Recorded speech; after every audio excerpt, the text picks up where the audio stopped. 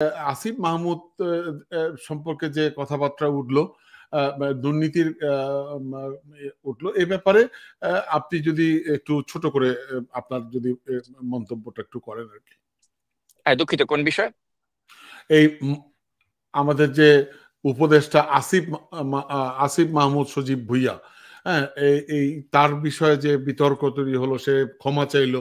এখন প্রশ্ন হচ্ছে যে এই ক্ষমা চাওয়াটাই কি মানে এনাফ কিনা?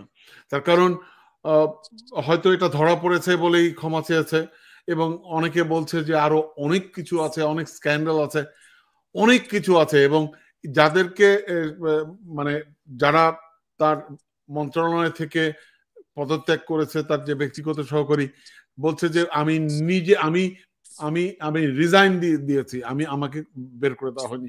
এখন তার বিরুদ্ধে কোন রকম ব্যবস্থা নেওয়া হলো না, তদন্ত করা হলো না, এই প্রশ্নগুলো আসছে। এখন আপনি এই ব্যাপারে কি বলবেন? এই বিষয়টাকে আমি একটু অন্যভাবে ব্যাখ্যা করতে চাই। আপনি দেখেন যে 1971 সালে মহান মুক্তিযুদ্ধের সময় আপনি দেখেছেন যে কাদের সিদ্দিকী কত বীরোচিত ভূমিকা রেখেছিল। কাদের সিদ্দিকী একটা বীর মুক্তিযোদ্ধা ছিল, এটা তো কেউ অস্বীকার করতে পারবো না। আমরা যদি অস্বীকার করি তাহলে মুক্তিযুদ্ধকে অস্বীকার করা হবে। এবং কাদের সিদ্দিকী বঙ্গবীর উপাধি পেয়েছিল। 71 সালে নিজের জীবনের প্রতি পরোয়া করেনি কাদের সিদ্দিকী। কিন্তু এই কাদের সিদ্দিকী 71 সালে যখন দেশটা স্বাধীন হয়ে গেল, তখন সে কি করলো? লুটপাট থেকে শুরু করে শেখ মুজিবের নাম ভাঙিয়ে এমন কোন অপকর্ম নেই যে কাদের সিদ্দিক করে নাই। পরবর্তী সময়ে এই কাদের সিদ্দিকী আপনি দেখেছেন যে ডামি নির্বাচনের আগে দিয়ে শেখ হাসিনার সাথে সে মিলে গিয়ে জনগণের বিপক্ষে চলে গেল। তো হুম। এই একই কাদের সিদ্দিকী 71 সালে ছিল আমাদের কাছে হিরো। আজকে এই 2025 সালে এসে কাদের সিদ্দিকীকে আপনি দেখেন পচে গেছে, জিরো। বোঝা গেল। তাকে আর কেউ ওই হুম। বঙ্গবীর বা তার ওই 71-এর গৌরব নিয়ে কিন্তু আমরা আলোচনা করি না। আমরা কাদের সিদ্দিকীকে এখন একটা টাউট, বাটপার, আওয়ামী লীগের দালাল বা স্বৈরাচারের হুম। দোসর এই হিসেবে কিন্তু হুম। চিহ্নিত করি। অর্থাৎ কাদের হুম। সিদ্দিক তার অবস্থানটাকে কিন্তু ধরে রাখতে পারে নাই।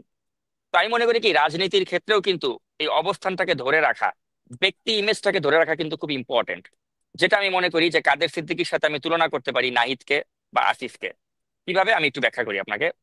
হুম। এই যে নাহিদ বা এই যে আসিফ, তারা যে আমাদের 24-এর এই গণ অভ্যুত্থানের যে তারা মহানায়ক, এটা তো অস্বীকার করার কোনো উপায় নেই। কাদের সিদ্দিকী যেমন 1971 সালে আমাদের মহান মুক্তিযুদ্ধের একজন মহানায়ক ছিলেন, একইভাবে এই 24-এর যে আমাদের গণ অভ্যুত্থান এটারও কিন্তু মহানায়ক ছিল এই আসিফ এবং নাহিদ। এবং জনগণের যথেষ্ট ভালোবাসা কিন্তু তারা পেয়েছে, শ্রদ্ধা তারা পেয়েছে।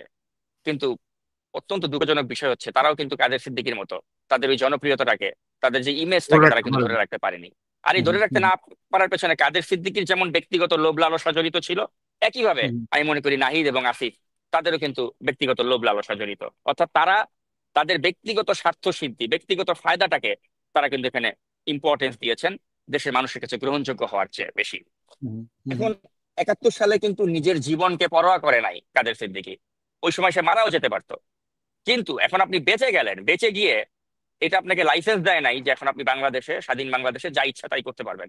কাদের হুম। সিদ্দিকীর ব্যাপারটা কিন্তু তাই ছিল। 71 সালের পরে কাদের সিদ্দিকীর অ্যাটিচিউডটা ছিল এরকম, আমি দেশ স্বাধীন করছি, এখন দেশটাকে লুটপাট করার অধিকার আমার।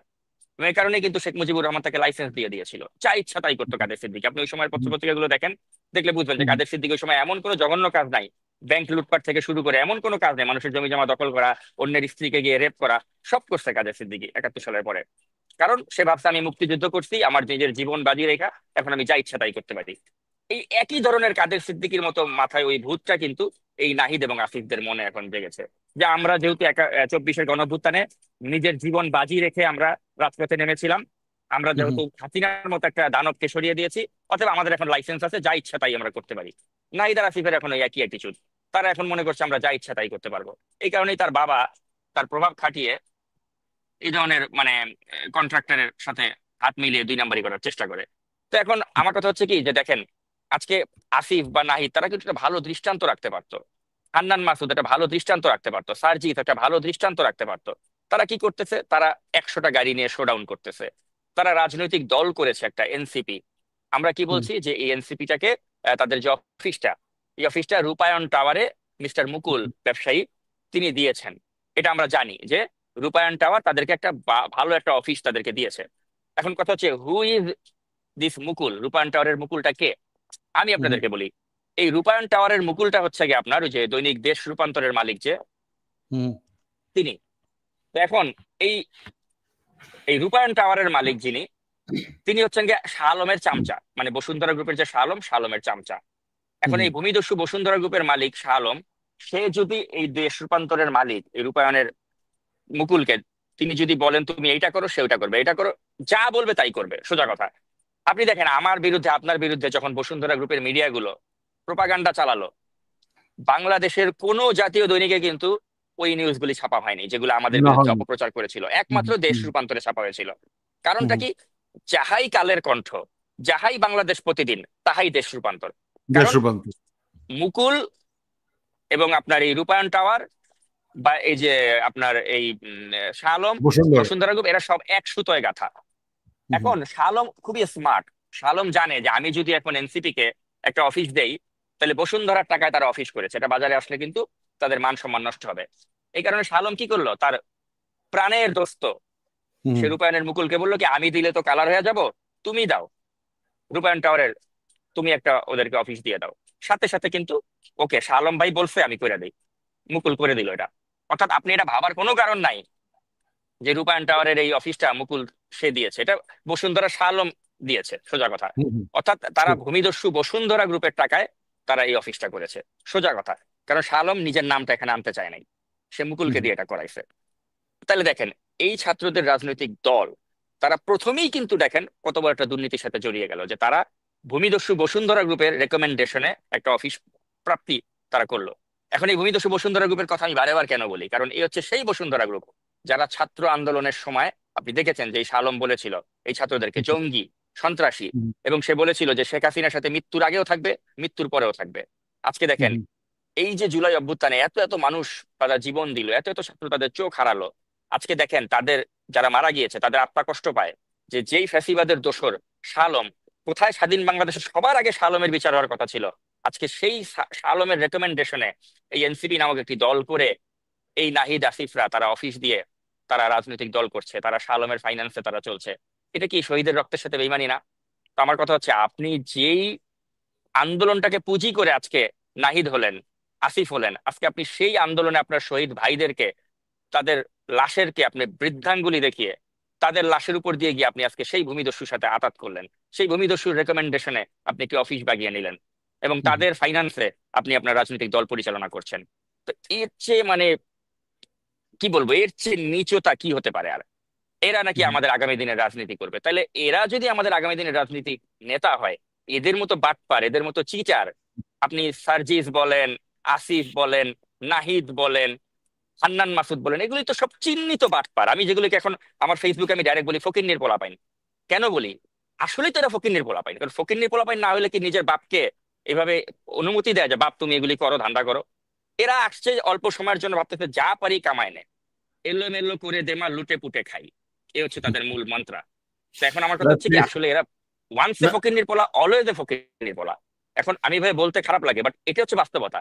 এরা টাকা পয়সা দেখে এদের চোখ মুখে এরা খারাপ হয়ে গেছে। আপনি দেখেন নাহিদের বিষয়ে জাওয়াদ মির্জা কি বলেছে। জাওয়াদ মির্জা বলেছে তো যে নাবিল গ্রুপের যে টেলিভিশন চ্যানেলটা, এইটার লাইসেন্স দেওয়ার জন্য নাহিদ 3 কোটি টাকা নিয়েছে। জাওয়াদের এই প্রশ্নের উত্তর আজ পর্যন্ত নাহিদ দিতে পেরেছে? পারে নাই। কারণ নাহিদ নিজেও জানে যে আমি 3 কোটি টাকা ঘুষ খাইছি এই লাইসেন্সটা দেওয়ার জন্য, যখন সে তথ্য মন্ত্রণালয়ের দায়িত্বে ছিল। তো এখন এগুলি তো টুকটাক ইনফরমেশন আপনার এখন আসতেছে আমাদের কাছে। আপনি লিখে রাখেন, যখন ক্ষমতা থাকবে না এদের আরো ম্যাসিভ স্কেলের করাপশন আমাদের কাছে আসবে, যেটা এখন হাসিনার বিরুদ্ধে আমরা তথ্য পাচ্ছি। এখন তো মিডিয়া পুরোপুরি স্বাধীন না, যে কারণে আমরা প্রকৃত তথ্যগুলো আমরা দিতে পারছি না। কিন্তু যখন এদের ক্ষমতা থাকবে না, যখন এদের ইউনুসের যে একটা মানে সরকার তাদেরকে ছায়া দিয়ে রেখেছে, যে কারণে তাদের অপকর্মগুলো ঢেকে আছে, আপনি দেখেছেন যে তারা কিভাবে ওই একটা 5 তারকা হোটেল ইন্টারকন্টিনেন্টাল, সেখানে তারা সুইট গুলোকে দখল করে রেখেছিল। এ নিয়ে সামান্য একটু নিউজ এসেছিল, ওটা তারা ধামাচাপা দিয়ে দিল। বাংলাদেশে এতগুলো টেলিভিশন চ্যানেল, কেউ গিয়ে পারলো না ওই ইন্টারকন্টিনেন্টালের ম্যানেজারের একটা সাক্ষাৎকার নিতে, যে ভাই এই ছাত্র সমন্বয়করা তোমাদেরকে জিম্মি করে এতগুলো যে হোটেলের রুম দখল করে রেখেছিল, এ নিয়ে একটা বক্তব্য দাও। বক্তব্য এসেছে, কোনো মিডিয়াতে আসে নাই, কারণ ইন্টারকন্টিনেন্টালের মালিকদেরকে বলা হয়েছে যে এটা নিয়ে কোনো মুখ খুলতে পারবা না। তো এইভাবে না মিডিয়ার কিন্তু কণ্ঠরোধ করে রাখা হয়েছে, এভাবে কিন্তু মিডিয়াকে ধামাচাপা দিয়ে রাখা হচ্ছে, প্রকৃত সত্যটা আমরা পাচ্ছি না। একদিন প্রকৃত সত্য বের হবে যে এই নাহিদ, আসিফ, এই হান্নান মাসুদ, এরা প্রত্যেকটা যে বাটপার, এরা প্রত্যেকটা যে ওই ছাত্র অভ্যুত্থানকে পুঁজি করে এরা যে ধান্দা করতেছে, এটা একদিন না একদিন প্রকাশ হবেই। এখন তো একটু একটু করে বের হচ্ছে, একদিন না, সব যেমন কিছু বের ধরেন হবে। যেমন ধরেন হান্নান মাসুদ, সে বলছে যে তার তো থাকারও বাড়ি নাই, বাড়িটা ভাঙাচোরা, মানে খুব করুণ অবস্থা। তাকে জামাতের এক নেতা নাকি প্রাডো গাড়ি দিয়েছে। মানে আমি ছেলেটাকে দোষ দেই না, ও কিন্তু সরলভাবেই সত্য কথা বলে দিয়েছে, তো আমি দেই না। সাকিব, আমি এদেরকে দোষ দেই না। কেন দোষ দেইনি আমি আপনাকে বলি। এই জন্যই দেই না, আমার কাছে কেন জানি মনে হয় তাদেরকে কেউ চালাচ্ছে, কেউ না কেউ তাদের ন্যারেটিভ তৈরি করছে, যেই কথাটা আপনি এর আগে আমরা আলোচনার শুরুতে বলেছি। যেমন ধরুন, আমি আপনাকে বলে দিচ্ছি যে এদের অনেক সুযোগ ছিল। এই যে বলছেন না, আপনিও অনেক সময় আপনার ফেসবুকে লেখেন, সেটা হচ্ছে যে ওরা নতুন বন্দোবস্তের কথা বলছেন। এখন এই নতুন বন্দোবস্ত আসলেই কিন্তু বাংলাদেশের প্রয়োজন ছিল। এই নতুন বন্দোবস্ত বলতে যে তারা পুরনো যে ট্রেডিশনাল রাজনীতি, এই ট্রেডিশনাল চাঁদাবাজি, ট্রেডিশনাল বিষয়গুলোতে ওরা বেশি আগ্রহী হয়ে গেছে। সাকিব, আমি এদেরকে দোষ দিতে চাই না, আমি চাই না, তার কারণ আমি এদেরকে ভালোবাসি। আমি আপনাকে বারবার বলেছি, আমি আমাদের টক শোতে বলেছি, এদেরকে আমি ভালোবাসি। এই ছেলেগুলো যদি এই বন্দুকের সামনে না দাঁড়াতো সাকিব, তাহলে আমি বাংলাদেশে যেতে পারতাম না, আপনিও বাংলাদেশে যেতে পারতেন না। কিন্তু প্রশ্ন হচ্ছে আমাদেরকে ওটা আমাদেরকে বের করতে হবে। যেমন ইলিয়াস সেদিন একটা কথা বলেছে, আপনি জানেন ভিডিওতে, উনি বলেছে যে এদেশের 99% লোক হচ্ছে বাটপার, মানে লোভী। ঠিক আছে, উনি বলছে কিন্তু, হ্যাঁ, এবং সে বলছে চোর, আমিও তাদের মধ্যে একজন। তো এখন প্রশ্ন হচ্ছে, আমি হয়তো ইলিয়াসের ওই কথার সাথে একমত না, 99% না, হ্যাঁ, একটি ব্যাপক অংশ আমাদের আমাদের বাংলাদেশে আমরা আসলেই দুর্নীতিগ্রস্ত। এবং এই দুর্নীতিগ্রস্ত এই যে ক্যারেক্টারটা 16 বছরে এই ফ্যাসিস্ট শেখ হাসিনা আমাদের পুরো পুরো জাতিকে, দেশের মানুষকে, হ্যাঁ, এই চোর বানাতে সক্ষম হয়েছে। আমাদের ক্যারেক্টারটাকে নষ্ট করে দিয়েছে, আমাদের রাজনৈতিক ক্যারেক্টার নষ্ট করেছে, আমাদের সোশ্যাল ক্যারেক্টার নষ্ট করেছে, এবং এর জন্য দায়ী এই শেখ হাসিনা। ঠিক আছে, সো আমি মনে করি আজকে আপনার এই কথাগুলো চমৎকার আপনি বললেন, আপনাদের এই কথাগুলো তারা মূল্যায়ন করবে, এই এনসিপি করে তারা যে প্রকৃত নতুন বন্দোবস্ত, এই নতুন বাংলাদেশের জন্য নতুন রাজনীতি উপহার দেবে, এটা আমরা আশা করতে পারি। সাকিব, না, এখন আমি যেটা আপনি বললেন আসলে যে এটা আসলে আশাবাদী হওয়ার মতো কিছু নেই, কারণ আমরা জাতিগত ভাবেই আমরা এতটা করাপ্ট, এতটা দুর্নীতিগ্রস্ত যে আপনি আসলে আশা কাকে দিয়ে করবেন। এই ছাত্রদের তো হাতে একটা সুবর্ণ সুযোগ ছিল যে ছিল, দেশটাকে নতুন করে গঠন করার বা দেশটার ভাগ্য বদলিয়ে দেওয়ার। বদলে তারা কি দেওয়া। করলো? তারা তো এটা সম্পূর্ণরূপে তারা ওয়েস্ট করলো অপরচুনিটিটা। তারা, আপনি দেখেন যে তারা এখন কিভাবে এই যে রাজনৈতিক দল, আপনি দেখেন একটা রাজনৈতিক দোকান খোলা হচ্ছে এখন, যেটা খুবই দৃষ্টিকটু। আপনি গত 8 মাসে ডক্টর ইউনূস সরকারের মদদে দেশে 2 ডজনেরও বেশি, প্রায় 24টারও বেশি রাজনৈতিক দল তারা গঠন করেছে। তো রাজনৈতিক এখন দল কথা না হচ্ছে, বলে এটাকে রাজনৈতিক দোকান বলে। হ্যাঁ, দোকান। তো এই দোকানগুলো কেন করা হচ্ছে? এই দোকানগুলোর উদ্দেশ্য হচ্ছে যে আপনি আগামী নির্বাচনকে কেন্দ্র করে ধান্দা করা, ফায়দা লুটা। এই ফায়দা লুটার জন্য বিভিন্ন লোকজনকে দিয়ে রাজনৈতিক দল করা হচ্ছে। আপনি দেখেন ইলিয়াস কাঞ্চন, সে রাজনৈতিক দল করতেছে। আপনি দেখেন ডেস্টিনির মালিক, তিনি রাজনৈতিক দল করতেছেন। সবাই একটা একটা করে দোকান খুলতেছে, এবং একটারও কিন্তু উদ্দেশ্য ভালো না, প্রত্যেকটার উদ্দেশ্যই কিন্তু ধান্দাবাজি। এখন আমার কথা হচ্ছে যে এই ধান্দাবাজির ক্ষেত্র যিনি প্রস্তুত করে দিচ্ছেন, তিনি হচ্ছেন এই ডক্টর ইউনূস। কারণ তিনিও চাচ্ছেন যে এই দোকানগুলো খুলুক।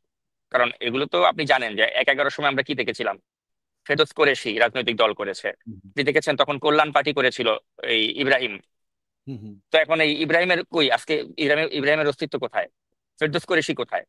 কারো অস্তিত্ব কিন্তু নাই। যারাই এই ধরনের ষড়যন্ত্রমূলক দল করেছে, রাজনৈতিক দল একটা বিশেষ ব্যবস্থায় করেছে, তাদের কারো কিন্তু এখন আর বেল নাই। অস্তিত্ব আমার নেই। কথা হচ্ছে কি, আসলে অতীত থেকে কেউ শিক্ষা নেয় না। এটাই সবচেয়ে বড় দুর্ভাগ্য আমাদের, যে 11 সময় এই যে রাজনৈতিক দোকানগুলো যারা করেছে, আজকে তাদের কারো অস্তিত্ব আছে? কারো অস্তিত্ব নাই। তো এখন আপনি দেখেন একই অবস্থা আমরা দেখতে পাচ্ছি। একই অবস্থা, একই অবস্থা।